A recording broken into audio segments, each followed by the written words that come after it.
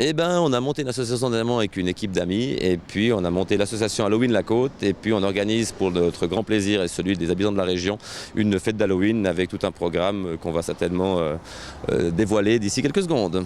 Ce programme, c'est lequel? Alors on a depuis quelques mois distribué, écoulé des centaines de milliers de bonbons pour que les enfants à 17h puissent aller sonner aux portes de tous les habitants de la région de manière à trouver des bonbons derrière les portes et puissent se rassasier pour ensuite venir avec leurs parents à 18h30 du côté de la gare de Gland où il y aura, puisque c'est un mercredi, le marché. Donc on a tout un espace dédié où on offrira la soupe à la courge et ensuite à 19h30 c'est rassemblement, cortège dans le but d'aller en fait au tennis de Gland pour le bal de l'Halloween qui aura lieu à partir de 20h et de 18h à 20h nos 5 jurys seront sur la place de manière à pouvoir en fait scruter un petit peu les gens qui auront travaillé sur leur costume de manière à pouvoir en fait sélectionner toute une série de gens qui permettront d'avoir à l'applaudimètre en fait nos 3 gagnants du meilleur costume avec toute une suite logique de balles, de danse, avec quelques food trucks, un petit village et puis toute une belle animation on espère. Pourquoi avoir organisé la fête d'Halloween à Gland?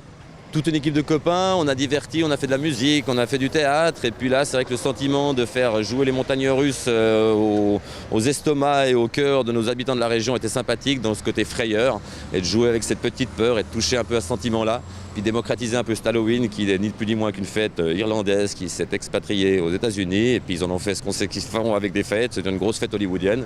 Puis nous on est un petit peu de cette tendance-là donc on essaye un truc pour se faire plaisir surtout.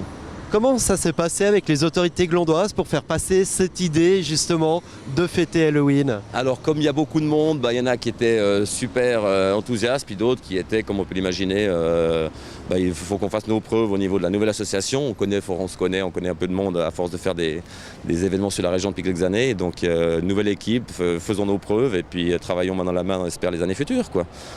C'est l'un des plus gros événements de la région, hein. Vous dites attendre entre 500 et 1000 personnes pour le bal d'Halloween. Alors le plus gros de la région, non, c'est sûr, non, c'est une petite fête locale qui on espère prendra de l'ampleur et puis on verra bien si le public répond présent.